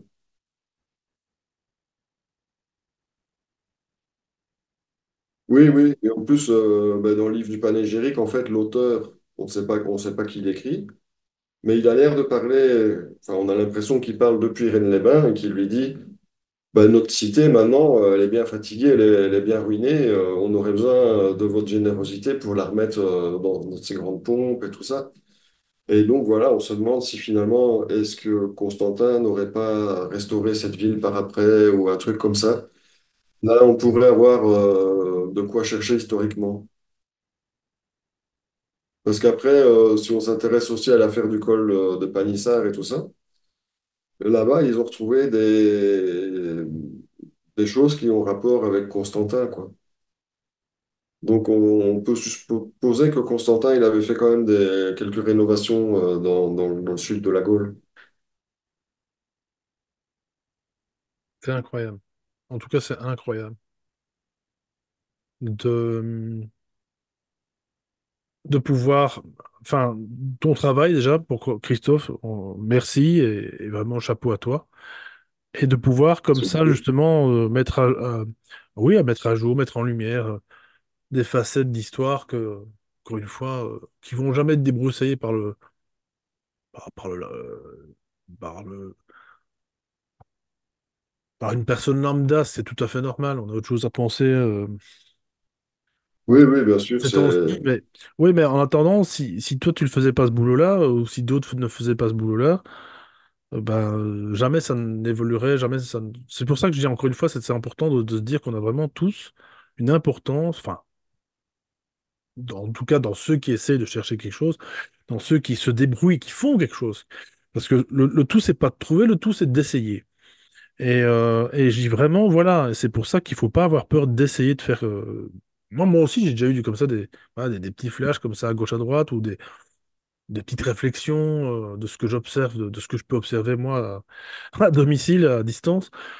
Mais c'est intéressant parce que en fait, dès que tu commences là-dedans, voilà, c'est comme ça que la passion, la fièvre de Rennes-le-Château peut t'envahir. Alors oui, dans le bon sens, hein, parce que bon. C'est très bien Oui, que oui, il faut faire c'est très, attention aussi, parce ouais, faut aussi garder les pieds sur terre. on sait Et très bien que le lieu est terrible, ça on va le répéter mille fois, exactement. mais c'est vraiment ça. C'est qu'il faut vraiment pas s'y perdre. Et on peut s'y perdre très très facilement. Alors mon cher Christophe, est-ce que tu veux peut-être qu'on va tout doucement, je pense, arriver à la fin déjà de cette interview, ça passe tellement vite, mon Dieu. Bon, c'est passionnant, c'est comme ça. Je sais que tu as un épisode qui, moi, m'intéresse aussi beaucoup. Tu évoques en tout cas un petit peu de technologie, disons, avancée par rapport à cette époque, enfin, cette époque, on peut pas vraiment mettre de date dessus, mais en tout cas, ces périodes antédiluviennes, et qui, moi, me parlent beaucoup, parce que, Oui, finalement, voilà, quand on parle de l'énigme d'Arcadie, de l'énigme Etin Arcadiago, ça nous fait remonter à l'Arcadie, donc aux origines de l'humanité, ça remonte, enfin voilà, c'est un thème qui peut remonter très loin. Donc, dans la mythologie, ben, ça flirte quand même souvent avec la question d'une civilisation antérieure. Hein, on parle d'une cité connue par les hommes d'autrefois, des choses comme ça. Et voilà, est-ce que Est-ce qu'on en arrive est-ce que ça aurait un rapport avec l'affaire de Rennes-le-Château, des restes d'une cité antidiluvienne? Eh bien justement, on retrouve quand même cette trace-là dans cette analyse de cette littérature hermétique de la Renaissance.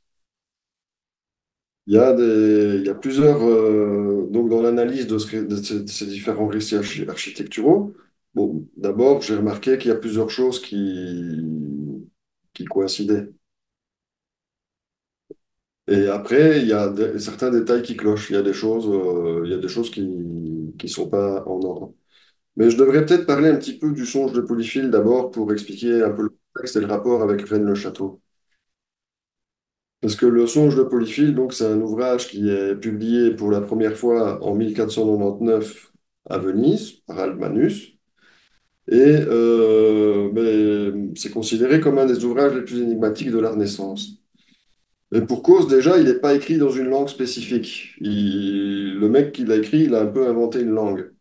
C'est-à-dire que c'est un mélange d'italien et de latin, mais il n'y a pas de règle. C'est un peu comme les Bruxellaires parlaient à Bruxelles avant.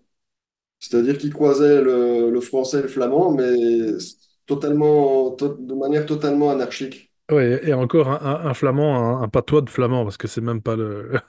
Ma grand-mère parlait comme ça. Ma grand-mère maternelle, paix à son âme. Et elle parlait comme ça. Elle allait à gauche, à droite. Enfin, pas avec moi, heureusement, mais avec ses voisins qui étaient bruxellois. C'était un peu perturbant. Et donc, Oui, effectivement, lui, il jongle avec l'italien et le latin. Bon, qui pour le coup sont proches aussi. Enfin, plus proches que le français et oui, le oui, flamand. oui. Oui, Mais. donc c'est dans une langue composite comme ça, mais il y a aussi des notions de grec, un peu de Ah ouais, notions grec d'arabe en plus. et d'hébreu, donc ça se corse un Ah peu. ben ça me rappelle que je te coupe la parole, ça me rappelle, tu me reprendras hein, si je dis une bêtise, parce que je suis pas spécialiste non plus, mais dans, c'est sur c'est bien sur la tombe de poule, c'est ça, où il y a, attends, où il mélange, non, non, c'est pas celui-là. Si, c'est latin-grec. Voilà, il y a du latin, il y a du grec, c'est un peu bizarre aussi, ok, d'accord. Oui, oui, bah, ouais, c'est dans le même genre, là, d'ailleurs, avec In Arcadia Ego en latin-grec. Juste, c'est vrai, oui, oui, ouais, c'est ça, il y a déjà un problème là aussi, oui. Mais donc là, le songe de Polyphile, c'est une espèce de mélange d'italien et de latin, mais italien vernaculaire, quoi. Et donc, c'est censé être une histoire d'amour courtois, on va dire, un truc où Polyphile, en fait, il se lance à la recherche de son amour Polia. Et pour la rejoindre, il va rentrer dans un songe et il va là voyager tout un périple à travers un monde un peu surnaturel, quoi, un peu fantastique. Mais ce qui est intéressant aussi, c'est que bon, polyphile, ça veut dire celui qui aime plusieurs choses, mais ça pourrait aussi être en grec compris comme polis, la ville, amoureux de la ville, qui aime la ville. Donc on a déjà tout un rapport au thème de la cité dans le titre. Ouais, ouais, c'est ça. Et finalement, l'histoire, ben, c'est pas vraiment une histoire d'amour, parce que le mec, il passe tout le film à courir après, à chercher où est-ce qu'elle est passée, mais il la trouve qu'à la fin. Et on va dire que si c'était un film, ce serait 3 heures de recherche pour 20 minutes de scène romantique au final.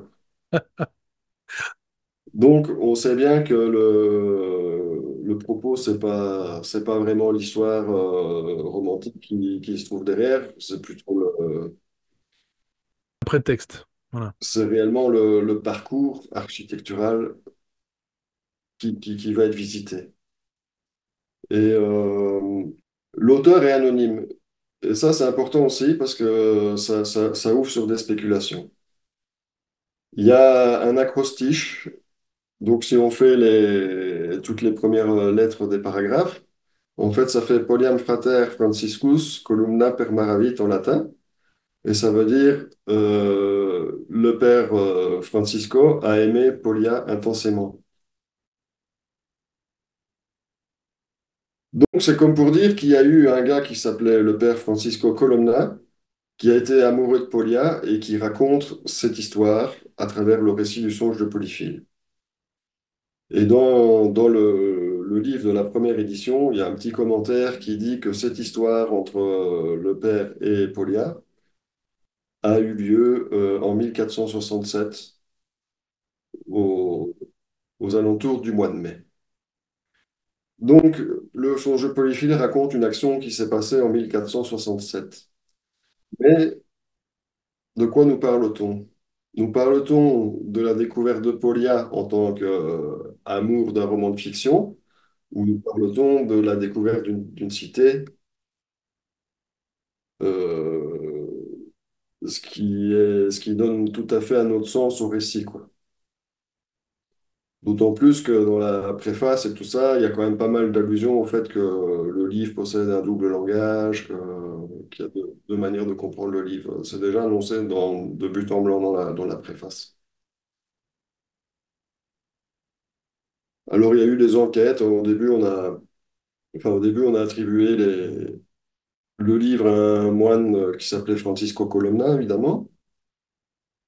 Puis on en a trouvé un deuxième qui s'appelait Francisco Colonna aussi, qui habitait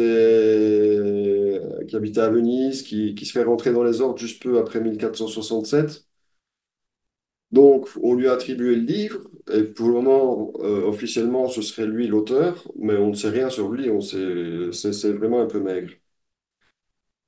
Et maintenant, ben voilà, il y a parfois des thèses comme ça qui disent que le songe de Polyphile pourrait être d'Alberti.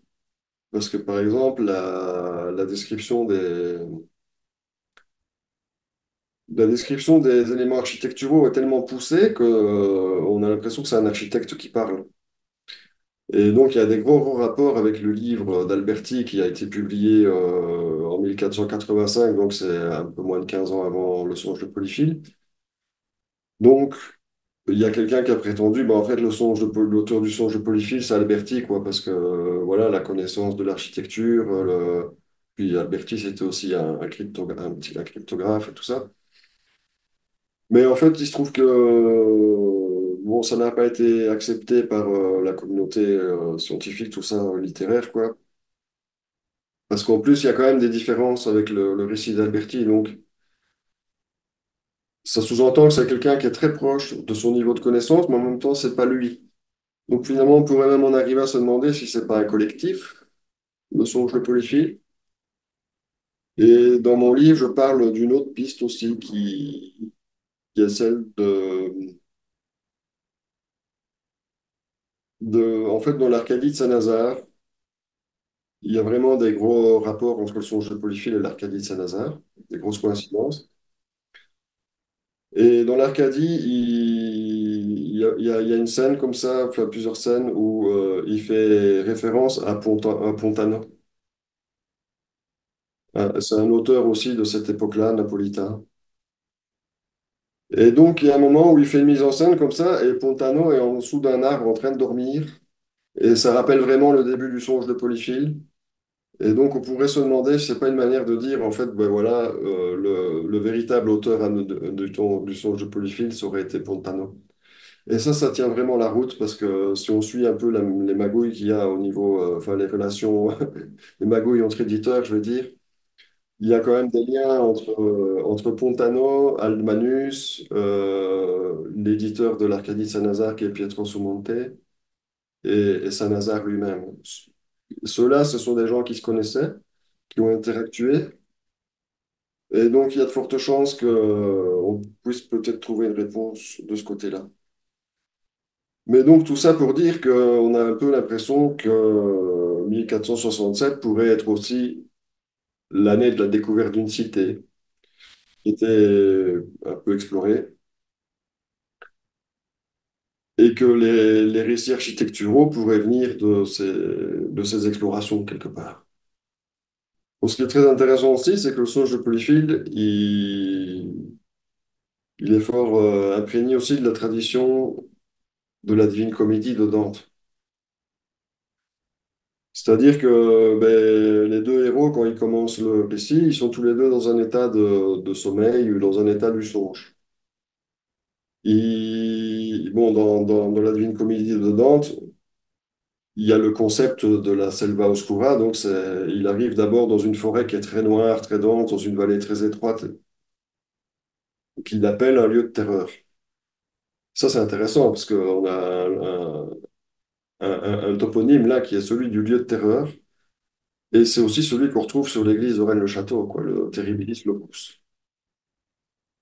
Donc, si on analyse bien aussi ce passage-là dans la Divine Comédie de Dante, il parle aussi des étoiles qui s'alignent et qui forment une trajectoire. Et ça, c'est exactement ce qu'on observe avec le phénomène du 17 janvier. Donc, si je fais un rapport avec ça, c'est pour faire un rapport aussi avec la région. Ces livres-là parlent d'éléments, mais ces éléments-là, on les retrouve justement sur la région de Rennes-le-Château. Le lieu terrible, les étoiles alignées. Donc finalement, est-ce qu'on n'aurait pas un lieu terrible qui se trouve au pied de la lettre dans la région de Rennes-le-Château? Est-ce que ce serait pas littéralement un espace semblable à ce que Dante décrit dans sa Divine Comédie, à ce que tous les auteurs qui ont suivi ont décrit dans leur voyage souterrain au travers d'un espace aménagé de temples et de palais? Et donc voilà, on peut donc fortement suspecter un lien entre la région et les récits. Et là où ça devient intéressant, c'est que, comme on le commentait au début, c'est que ces bâtiments, il y a certaines descriptions qui décrivent des choses qui ne sont pas normales, des technologies inconnues.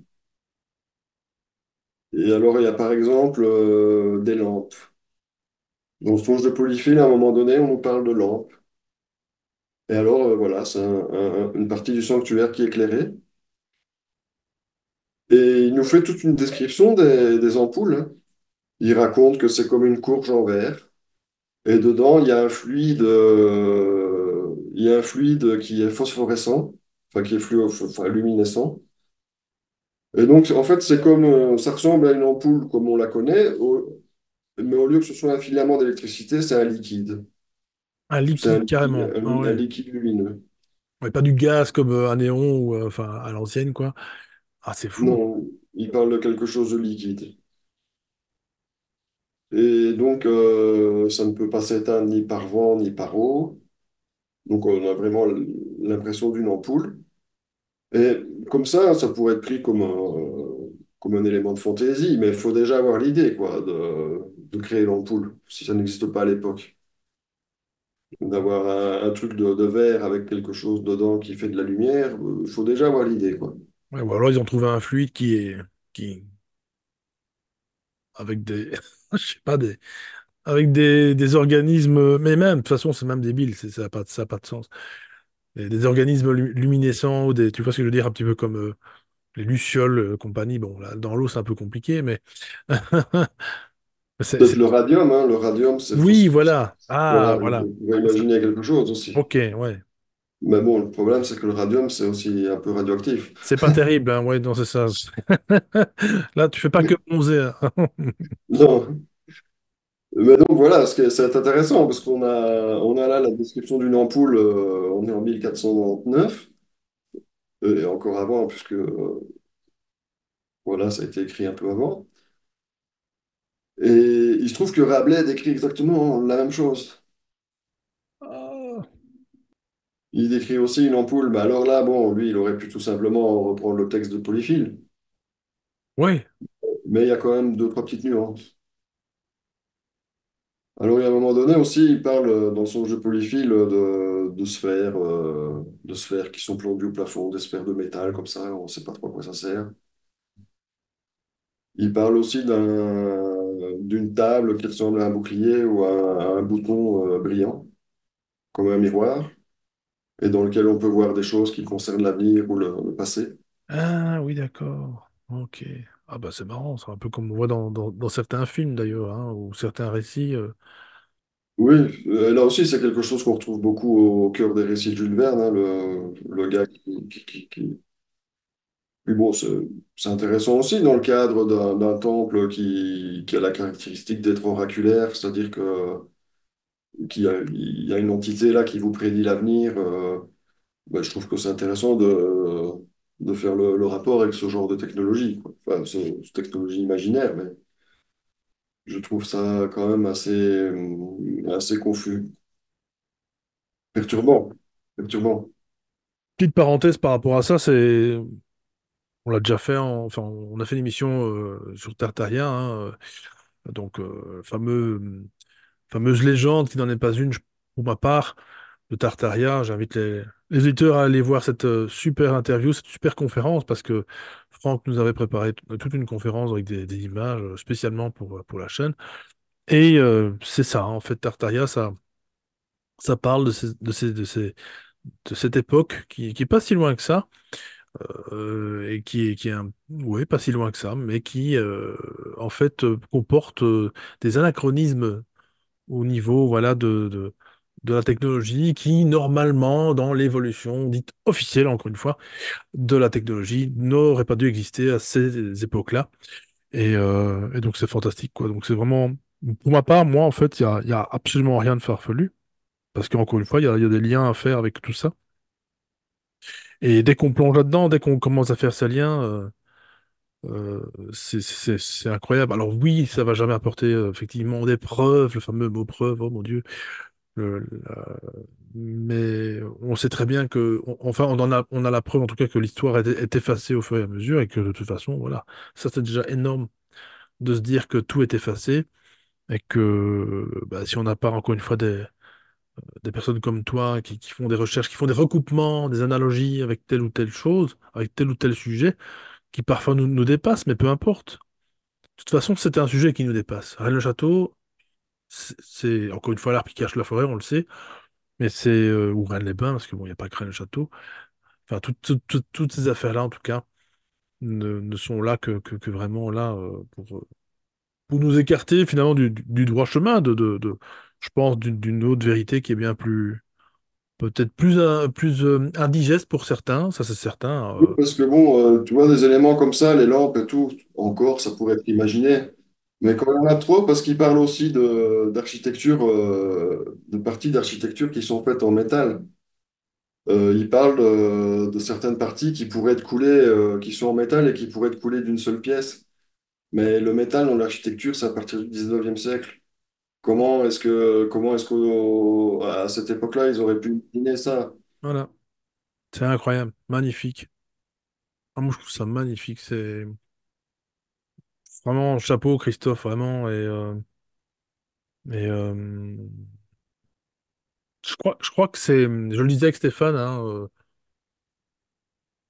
c'est vraiment une période. Je pense que si on le fait pas maintenant, on le fera plus. Toutes ces recherches-là, je te le disais, ça a presque plus d'un siècle de recherche, à des niveaux différents, hein, avec les moyens du bord aussi. Les gens n'avaient pas tous les moyens, puis aussi le moyen d'ouvrir aussi bah, son esprit à d'autres choses aussi, puisque voilà, tout n'était pas connu. Nous, on a la chance d'avoir du recul par rapport à ce qui a déjà été dit par d'autres chercheurs et ou dans d'autres thématiques, hein, comme je le disais, Tartaria notamment, hein, ça c'est vraiment. Mais enfin voilà, il y a plusieurs pistes, plusieurs sentiers aussi à aller explorer.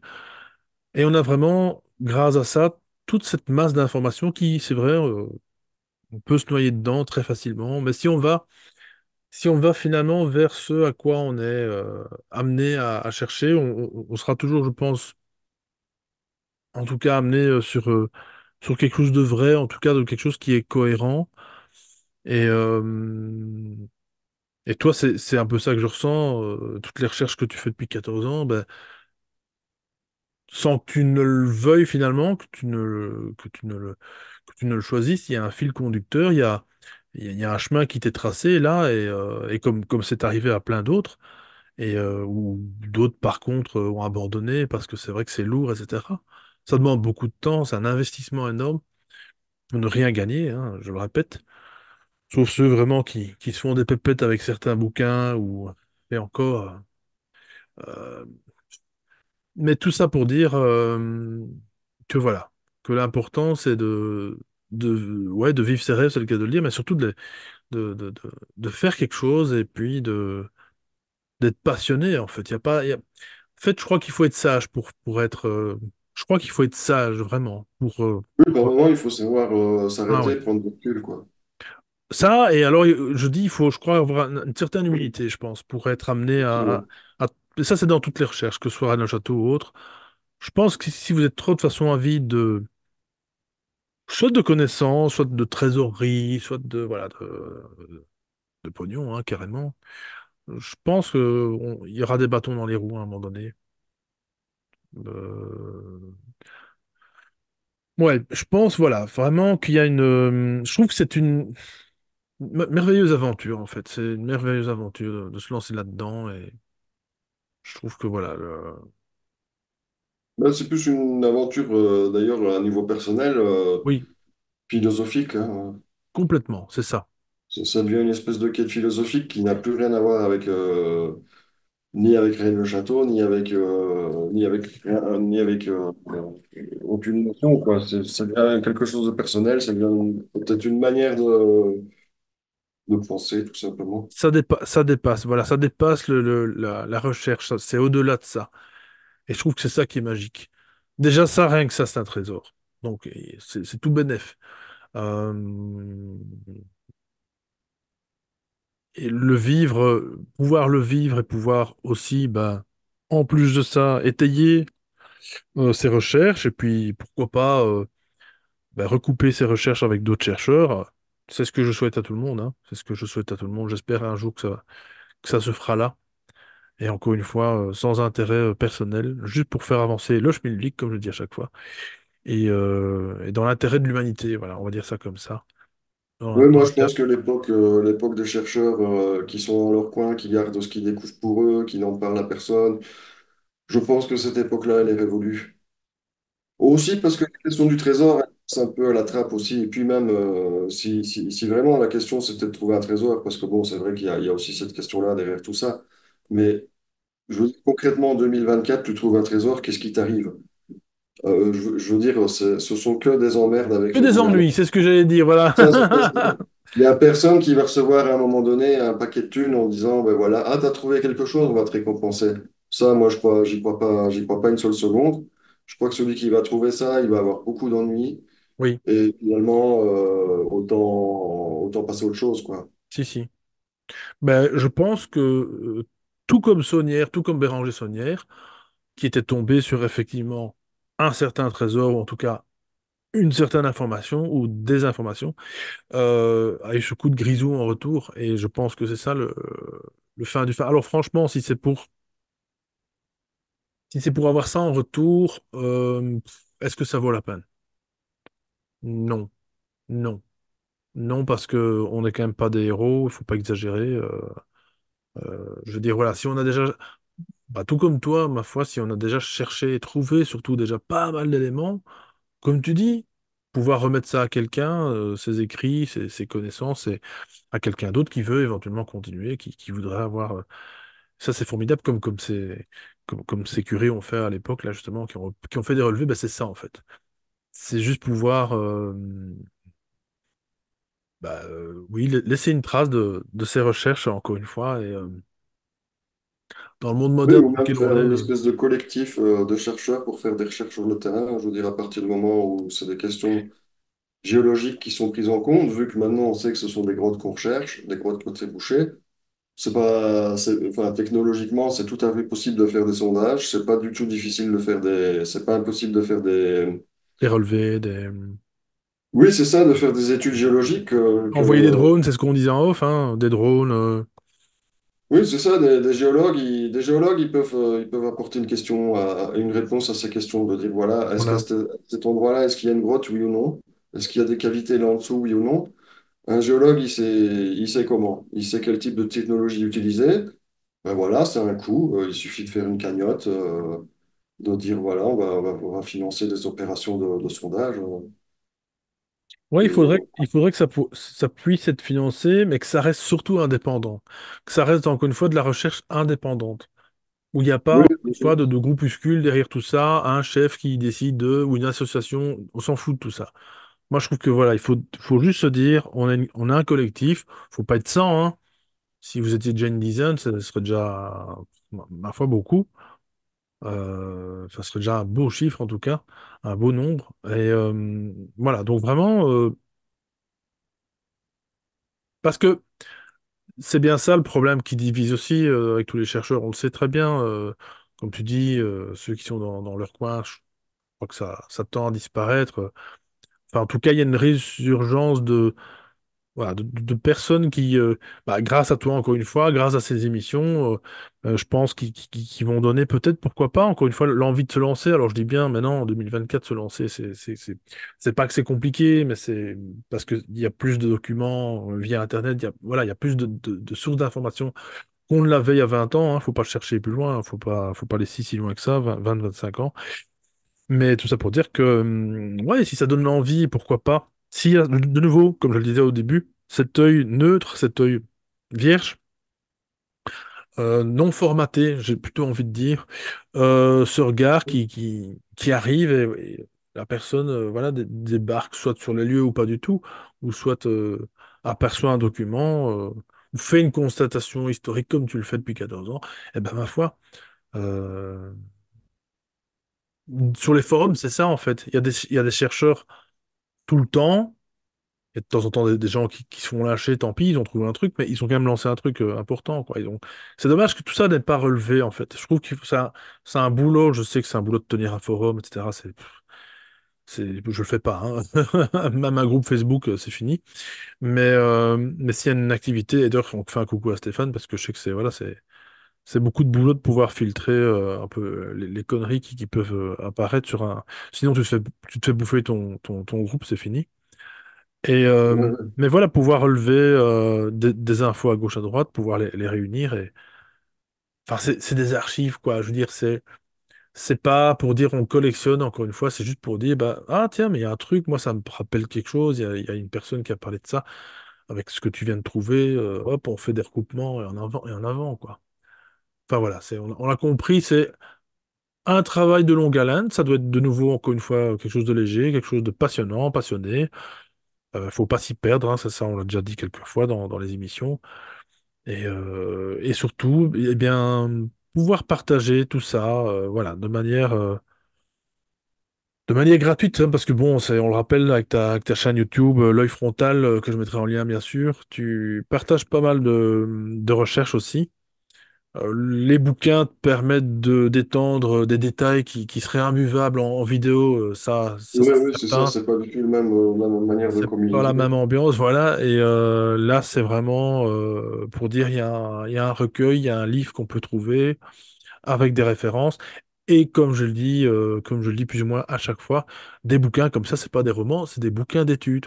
Vous pouvez très très bien, en citant l'auteur, c'est pas plus mal, hein, ça coûte rien, faire vos recherches à partir de ce que vous venez de lire, par exemple, ou développer, peut-être aller plus loin, pourquoi pas que l'auteur, dépasser le maître, l'écrivain, et pouvoir, bah, à ce moment-là, échanger avec l'auteur, hein. Christophe se fera certainement un plaisir de vous répondre si vous avez des suggestions intéressantes, et ça, c'est génial, quoi. Et c'est comme ça que commence finalement cette association, encore une fois, indépendante, mais cette association quand même d'humains qui vont tous vers le même chemin, ou en tout cas vers, avec de nouveau son apport d'indices, son apport de vision, hein, des choses, bien sûr, mais vers le même chemin de découvrir quelque chose de plus en plus concret. Et effectivement, cette cité, eh bien, je n'aurais pas imaginé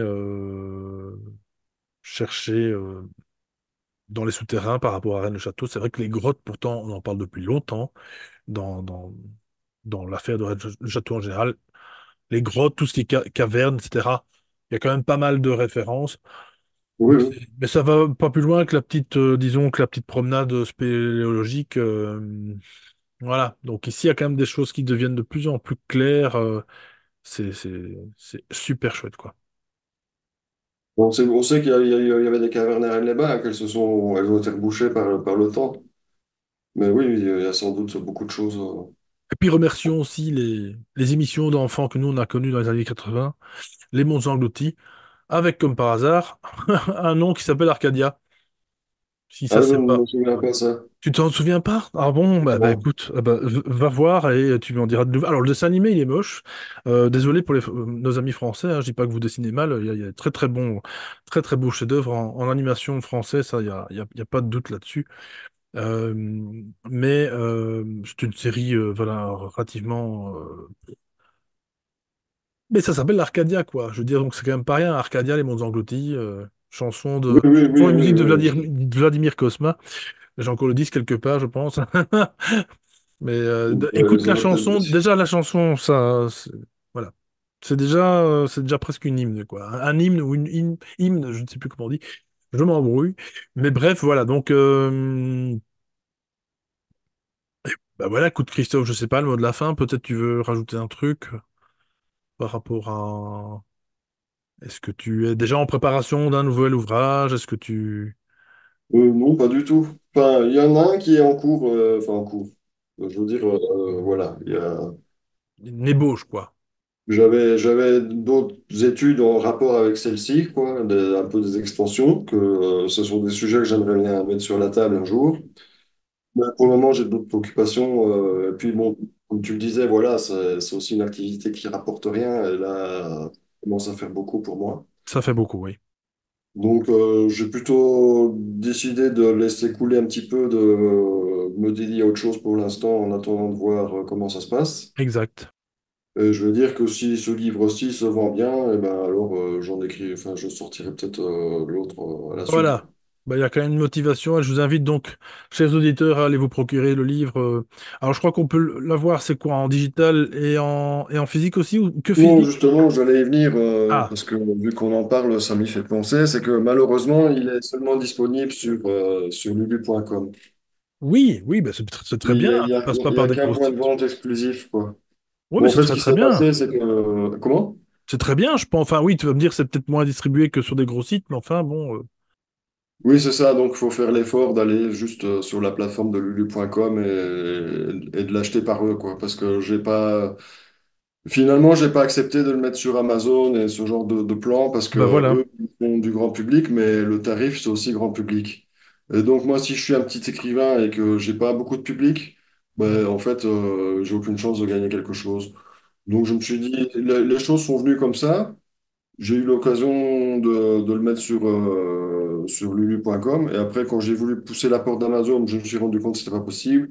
Et j'en suis resté là, tout simplement. Très très bien. Très très bien, Christophe. Il y a beaucoup de gens qui, je pense, en ont de toute façon marre de toutes ces grosses modes de Oui, c'est ça. Je distribution. pense qu'il y a beaucoup de gens qui vont comprendre la démarche Il et est temps. C'est bien. qui passeront dessus, quoi. Bah écoute, c'est pas grave, c'est juste un clic, hein. C'est juste un clic de souris, ça change rien pour les gens. Donc lulu.com, c'est ça? De toute façon, je mettrai tous les liens en description, comme d'habitude, Christophe. Et Oui, pour oui, le lien du livre, on tombe tout de suite dessus. voilà. Et pour se procurer aussi l'énigmatique de Sion, donc ton premier ouvrage. En tout cas, Christophe, bah, grand merci d'être venu sur les Sentiers du Réel pour la troisième fois déjà maintenant, hein. Tu reviens quand tu veux, bien sûr. Oui, bah, Euh, avec beaucoup de et plaisir. j'invite aussi les gens à aller visiter ta chaîne YouTube, s'abonner, pour écouter eh bien, d'autres vidéos que Christophe a faites, eh bien, notamment sur Rennes Château, mais pas que. Il y a d'autres sujets aussi, vous allez voir, c'est assez intéressant. Donc voilà, c'est tout un boulot, ça demande beaucoup, beaucoup, beaucoup de travail. Et vraiment, bah vraiment tu mérites vraiment une vente de livres phénoménale. Je compte sur les auditeurs pour s'y intéresser, en tout cas pour partager l'information, pour les personnes qui voudraient avoir un ouvrage de plus sur Rennes-le-Château, mais un ouvrage quand même qui se démarque de tout ce qui a déjà été quand même dit, et surtout, voilà, très, très original dans le sens que, encore une fois, ce sont des recherches relativement personnelles, mais justement, c'est ça que j'aime bien. Il y a ce côté, bien, il y a un cachet, quoi. Il y a vraiment, voilà, ça c'est Christophe Carlier a découvert autant de choses, il a fait des rapports avec l'astronomie, etc. Et pas un autre. Il y a Stéphane Rémézy qui fait, par exemple, d'autres recherches. Lui, il vend pas de bouquins, mais voilà, globalement, chacun a un peu sa spécificité, et je trouve que ça c'est important. Si on fait du copier-coller, c'est pas intéressant. Il y en a plein, il y en a déjà plein qui le Bon. font comme ça dans la littérature, on le sait très bien. C'est pas intéressant. Donc vraiment, voilà. Donc allez vous procurer ça, en tout cas, allez un petit peu voir sur le site de lulu.com. Je mettrai tout ça en lien, comme je viens de le dire. Mon cher Christophe, on se dit en tout cas à bientôt. J'espère qu'on aura la chance de se serrer la pince et eh bien, je Oui. souhaite déjà aux auditeurs de passer de bonnes vacances. C'est la dernière de cette saison hein, pour cette émission. Donc, on a commencé avec Alexandre Rouget sur Rennes-le-Château, notamment sur la géographie sacrée. Et là, on termine avec Christophe, avec, j'ai presque envie de dire l'astronomie sacrée, mais enfin voilà, on a compris, c'était pour faire un petit rapport. On termine en beauté sur Rennes-le-Château, saison donc des Sentiers du Réel qui aura été marquée par tout ça. Je vais faire d'ailleurs bientôt une vidéo qui sortira dans quelques jours, où je vais parler un petit peu du bilan des Sentiers du Réel. Donc voilà, restez connectés, on se fait des gros bisous, on se retrouve à la rentrée, normalement, si tout va bien, hein. Si d'ici là, il ne tombe rien sur la tronche. Et donc, de gros bisous, rentrez bien chez vous, faites faites de beaux rêves, peut-être de polyphile, peut-être pourquoi pas, afin de nous rapporter quelques informations intéressantes. Bref, je divague, je suis déjà dans un songe. Mon cher Christophe, à tout bientôt. Et comme on a dit, hasta luego. Ciao, ciao. Merci beaucoup. Salut à tous. Salut, bonnes vacances. À la rentrée. Salut, Bonnes salut, vacances à salut. tous. Oui, à bientôt. Et pour soutenir la chaîne et assurer sa pérennité, vous pouvez également faire un don, soit dans la cagnotte Litchi, soit un don ponctuel, lien dans la description. Merci, à la semaine prochaine.